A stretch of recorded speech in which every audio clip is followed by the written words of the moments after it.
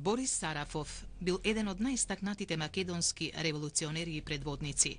Роден е на 12 јули 1872 година во село Либјахово, Пиринска Македонија.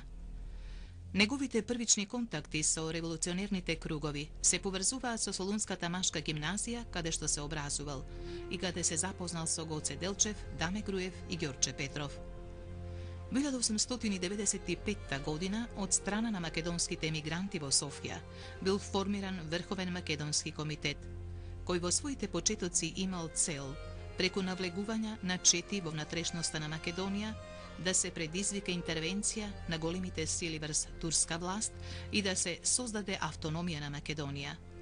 Командата на едно од тие чети му била предадена токму на Борис Сарафов, кој на 12 јули 1895 година со чета од 70 души го нападнал и завземал градот Мелник, акција која била позната како Мелничко востание.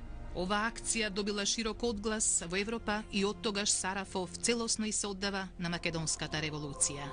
Во 1895 година Борис Сарафов бил избран и за председател на Врховниот македонски комитет, кој за негово време давал огромна помош на ВМОРО во внатрешноста. Во 1901 година Сарафов бил уапсен и затворен од бугарската полиција поради нарачаното убиство на еден романски новинар кој ширел пропаганда и клевети против ВМОРО.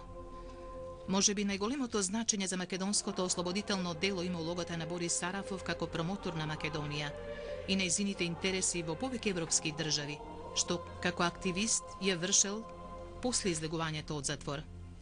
Тој имал голема харизма, важел за убав човек и бил особено убедлив. Неговите дипломатски вештини биле исклучителни.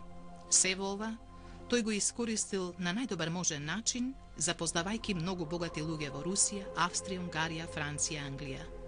Благодарение на овие негови контакти собрал голема материјална помош и благонаклоност кон Македонија и македонците.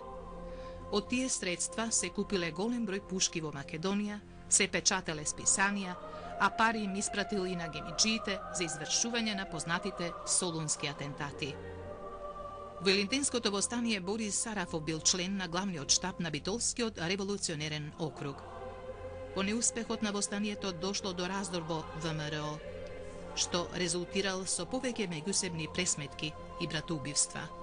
А како жртва на овие судири паднал и Борис Сарафов, кој бил убиен на 28 ноември 1907 година во Софија.